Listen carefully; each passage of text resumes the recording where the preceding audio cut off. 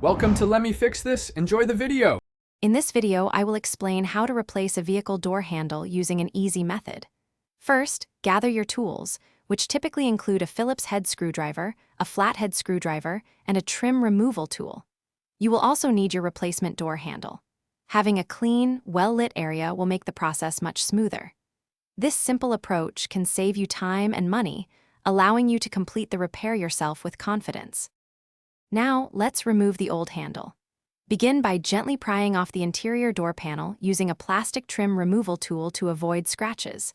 Once the panel is loose, carefully disconnect any electrical connectors, such as those for power windows or locks. Next, locate and unbolt the 2 or 3 mounting screws holding the old handle in place. Finally, detach the linkage rods from the handle by popping them off their clips. With the old handle out, it's time to install the new one. First, reattach the linkage rods to the new handle, ensuring they click firmly into place. Then, carefully guide the new handle into the exterior opening of the door. From the inside, align the handle with its mounting holes and secure it with the 2 or 3 bolts you removed earlier. Make sure everything is snug and properly aligned for smooth operation. For our final steps, let's reassemble and test.